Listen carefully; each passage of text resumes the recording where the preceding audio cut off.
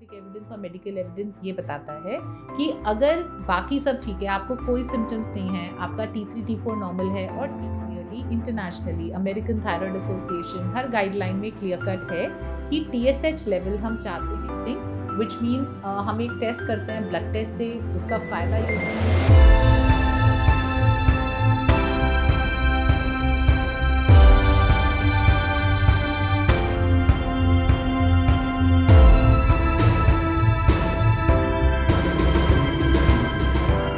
नमस्कार, मेरा नाम डॉक्टर श्वेता गोस्वामी है। मैं जीवा फर्टिलिटी से हूँ जो नोएडा, दिल्ली, NCR में है। आप देख रहे हैं फर्टिलिटी फ्राइडेज, जहाँ हम होप करते हैं कि बहुत जल्दी हम आपकी फैमिलीज़ में होप लेके आएँ। आज हम एक टॉपिक के बारे में बात करेंगे फर्टिलिटी फ्राइडे में, जिसको हम ये कहते हैं कॉमन हर किसी को देखते हैं कि आपका थायराइड लेवल एक लैब के रेफरेंस रेंज में नॉर्मल लेवल पे आता है, पर फिर भी फर्टिलिटी डॉक्टर्स आपको थायराइड की मेडिकेशन एडवाइस करते हैं। क्या ये अप्रोप्रिएट है कि नहीं है, हमें आज इसके बारे में चर्चा करनी चाहिए। मेडिकली मैं ये बताना चाहूँगी कि दो टाइप के थायराइड डिसऑर्डर्स होते हैं। एक होता है हाइपोथायरॉयडिज्म, एक होता है हाइपरथायरॉयडिज्म। हाइपरथायरॉयडिज्म मतलब हमारी बॉडी में ऑलरेडी थायराइड की मात्रा बहुत ज़्यादा है। उस केसेस में TSH वैल्यू जो हम रूटीनली देखते हैं लैब में, वो बहुत लो आती है। अब वो थोड़ा सा रेयर होता है, तो हम एक कॉमन टॉपिक के बारे में बात करते हैं जिसको हम हाइपोथायरॉयडिज्म कहते हैं।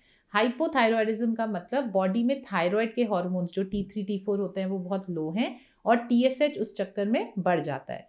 इस हाइपोथायरॉयडिज्म में भी दो क्लासिफिकेशन होती है।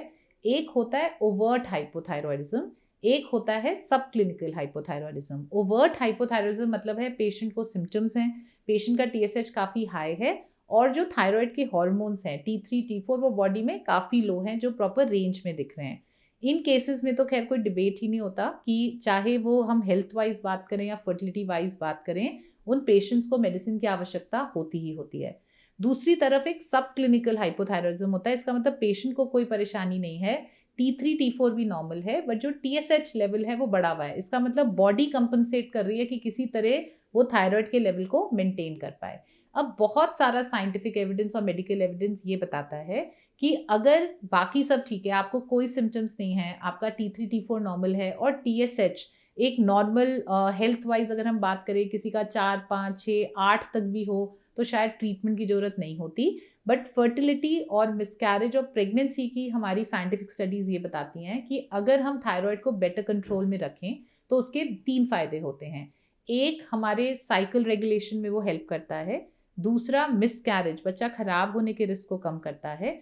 और तीसरा, बहुत ही ज़रूरी, बच्चे के ब्रेन डेवलपमेंट के लिए वो बहुत अच्छा होता है। तो फर्टिलिटी गाइडलाइंस में ये बहुत clearly internationally American thyroid association हर गाइडलाइन में क्लियर कट है कि TSH लेवल हम चाहते हैं कि कम से कम 4 के नीचे हो, चाहे पेशेंट को कोई सिम्टम्स या कोई और परेशानी हो या ना हो। सिमिलरली एक कॉन्सेप्ट होता है जिसको हम कहते हैं कि थायराइड आपको है क्यों। कभी कभी लोगों का ऑटो थायराइड एंटीबॉडीज करके टेस्ट है, वो भी पॉजिटिव आता है। ऐसे केसेस में तो हम कहते हैं 4 ही नहीं, TSH को 2.5 या 2 के नीचे होना चाहिए।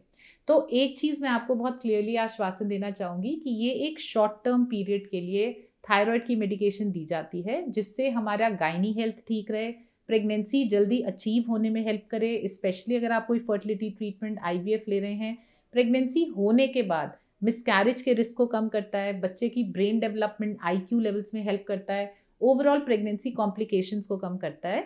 बट ये दवाई फुल टाइम नहीं दी जाती, ये दवाई उस शॉर्ट टर्म पीरियड को कवर करने के लिए होती है। क्योंकि एक यूजुअल हम सबकी मन में एक धारणा होती है कि अगर हमने आज थायराइड की दवाई शुरू कर दी या ब्लड प्रेशर की दवाई शुरू कर दी फॉर एग्जांपल, लोग उसी से उसको इक्वेट करते हैं, तो शायद अब लॉन्ग टर्म हमारी बॉडी की डिपेंडेंस हो जाएगी, हमें हमेशा ही थायराइड की दवाई लेनी पड़ेगी। तो अगेन इसके लिए साइंटिफिक एविडेंस बहुत क्लियर है। हम कहते हैं हम अपने प्रेगनेंसी वाले जोन को, फर्टिलिटी वाले जोन को वेल कवर्ड करना चाहते हैं। आपको ना थायराइड है, ना आपको थायराइड की दवाई की लॉन्ग टर्म ज़रूरत पड़ेगी। बच्चा होने के बाद 6 to 8 वीक्स पे, 1.5 से 2 महीने पे दोबारा टेस्ट किया जाता है। तब हमारा TSH का लेवल इन आर माइंड 8 के करीब ही होता है कि उसके नीचे हो तो किसी को कोई खास थायराइड का प्रॉब्लम नहीं है और निश्चिंत होकर वो थायराइड की दवाई बंद कर दी जाती है। और उल्टा है, अगर हम थायराइड को वेल कंट्रोल ना रखें तो प्रेगनेंसी कॉम्प्लिकेशंस, बच्चे की ब्रेन डेवलपमेंट में दिक्कत, पोस्टपार्टम थायराइडाइटिस मतलब बाद में डिलीवरी होने के बाद थायराइड से रिलेटेड डिसऑर्डर्स एक्चुअली बढ़ जाते हैं।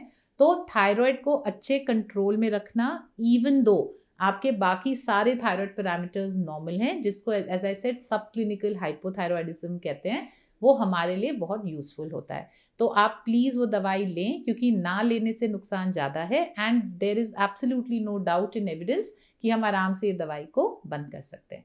So I hope you found that useful. आपको थायराइड के रिलेटेड या किसी टॉपिक पे कोई भी कमेंट्स हो या कोई सवाल हो तो प्लीज़ मुझे ज़रूर प्लीज़ रीच आउट एंड मेरे को हमारे को या तो लिखें या हमारे से पूछें। Thank you. तो अब हम कुछ क्वेश्चंस लेते हैं व्यूअर्स के। किड्स गेम्स फॉर फन कह रहे हैं कि मैम अगर 0.6 AMH है और हमें सेल्फ एग से ही कंसीव करना है तो क्या उसका उपाय बताएं। हर इंसान चाहता है कि उनका खुद का बच्चा हो। तो पहली चीज़ तो मैं ये बोलना चाहूँगी कि AMH 0.6 किसी भी तरीके से ये नहीं कहता कि आपका खुद का अपने एग से कंसीव करने का पॉसिबिलिटी है ही नहीं। AMH एक पॉसिबिलिटी बताता है। आपका शायद अगर किसी का AMH ज़्यादा अच्छा है, 2.5 to 3 है, एज कम है, तो उनकी प्रोबेबिलिटी कि वो कंसीव करेंगे अब एक स्टैटिस्टिकल प्रोबेबिलिटी में आपसे ज़्यादा है। किंतु बहुत सारे लोगों का 0.5 0.6 AMH पे आसानी से भी प्रेगनेंसी हो जाती है। ऐसे केसेस में हम सिर्फ एक ही चीज़ एडवाइस करते हैं कि टाइम ना वेस्ट करें, धीरे धीरे शायद एग रिजर्व और कम हो जाएगा। तो जितनी जल्दी हम कोई ट्रीटमेंट कर पाएँ, हम एक्टिव ट्रीटमेंट दवाइयों से ट्राई करें, नहीं हो रहा है तो शायद IUI पे जाएँ, उससे भी नहीं हो रहा है तो IVF पे जाएँ। बट मुझे नहीं लगता कि एक अकेला 0.6 AMH का मतलब है कि बिना मतलब डोनर एग के अलावा कोई ऑप्शन नहीं है। आपकी डेफिनेटली पॉसिबिलिटी आप कर पाएँ। लोग 0.1, 0.2, 0.3, 0.07 AMH पे भी खुद कंसीव करते हैं। थोड़ा-सा बाकियों के कंपैरिज़न में हो सकता है डिफ़िकल्ट हो, बट इम्पॉसिबल तो बिल्कुल नहीं है। तो आप जहाँ भी दिखा रहे हैं, मैं तो यही एडवाइस करूँगी कि आप प्लीज़ उससे डेफिनेटली ट्राई करें। और मोहित प्रांजल कह रहे हैं कि ma'am please make video on NIPT test. Your views and guidance on NIPT test is very important. Thank you for other videos. Thank you mister Mohit. Mohit, point taken. I will definitely make a proper video on NIPT and send it across, and I hope you'll find it useful. Just to tell you in short, NIPT is non-invasive prenatal testing, which means हम एक test करते हैं blood test से। उसका फ़ायदा ये होता है वो नॉन इन्वेजिव होता है, एमनियोसेंटेसिस की तरह उसमें कोई नीडल टेस्ट या कुछ नहीं होता। एक सिंपल ब्लड टेस्ट है जो मदर के लिए किया जाता है। वो 99.9% एक्यूरेट होता है। मोस्ट एक्यूरेटली वो डाउन सिंड्रोम या ट्राइसोमी 21 को डिटेक्ट करता है। तो कई बार रूटीनली अगर किसी का हाई रिस्क फैक्टर हो या अगर डबल मार्कर टेस्ट या NT-NB में कुछ आए तो NIPT किया जाता है। But it's a simple test, थोड़ा एक्सपेंसिव है in the Indian scenario, but otherwise it's a very useful test. तो हमें डेफिनेटली उसको कंसिडर करना चाहिए, specially for any woman who is above 35 या कोई और रिस्क फैक्टर्स हों। हितेश कह रहे हैं good morning ma'am during follicular study of my wife follicle growth is 16/11 in the right ovary, MSF in the left ovary on 22nd day, endometrial thickness is 7.9. What to do? Hitesh ji, see, I think आपके you should also have the other test with you, which is, this is sounding more like maybe PCOS. So if her AMH is high, if she does have polycystic ovaries, then very clearly we should be trying what we call ovulation induction. Late egg बनने को बहुत healthy consider नहीं किया जाता। तो अगर इस cycle में कंसेप्शन नहीं होता है तो simple medications like letroz, clomiphene with और without injections which are gonadotropins and follicular study से वी शुड ट्राई कि हमारा जो है follicle growth better towards the normal, which means day 14 to 16 के बीच में ओवुलेशन हो जाए। It's actually one of the simplest fertility treatments with the most desirous result. So I think you should definitely be looking at ovulation induction for treatment. Thank you.